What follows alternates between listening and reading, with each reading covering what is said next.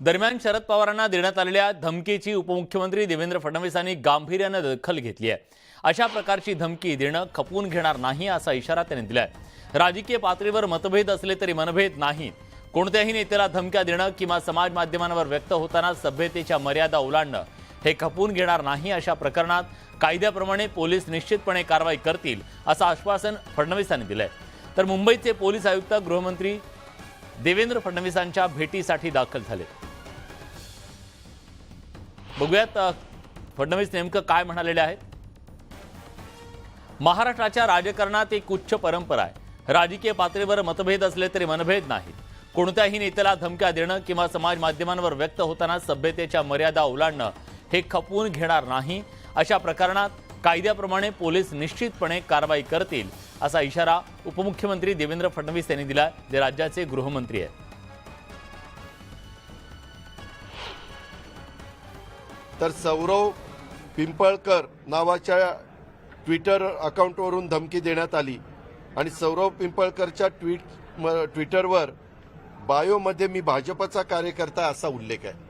आता तो खरंच भाजपचा कार्यकर्ता आहे का नाही आम्हाला माहित नाही, पण तसा उल्लेख आहे। आज त्यांच्या पक्षाने असं बोलायला सांगितलंय का?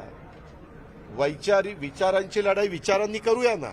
दाभोळकर, पानसरे आणि यांचे जे खून केलेले आहेत ना, त्यांच्याकडे त्या मुळाशी जाण्याची गरज आहे। मग ते कोण आहेत, काय आहेत, कुठल्या पक्षाशी संबंधित आहेत की कुठल्या संघटनेशी संबंधित आहेत, याचा जो आहे छडा लावण्याचं काम हे भारत सरकार आणि राज्य सरकारचं आहे। आणि तुमची ती जबाबदारी आहे की ज्या वेळेला कोणाला धमकी येते आहे त्यावेळेला त्या पद्धतीनं बोललं पाहिजे। अशा रीतीने जर तुम्ही भाष्य करायला जर लागलात तर ते धमकी देणाऱ्यांची हिंमत वाढेल।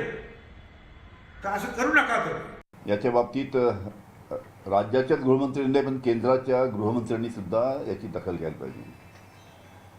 परत दुसरी एक बातमी आली लगेच की संजय राऊत यांना सुद्धा गोळीनी मारण्याची धमकी देण्यात आलेली आहे। खुलेआम टेलिफोन करून आम्ही गोळीनी त्याला मारून टाकू अशा पद्धतीनं धमकी देण्यात आली। हे मला समजत नाही कशा पद्धतीचं वातावरण सगळं चालू आहे। ठाण्यात शिवसेना उबाठा गटाच्या विरोधात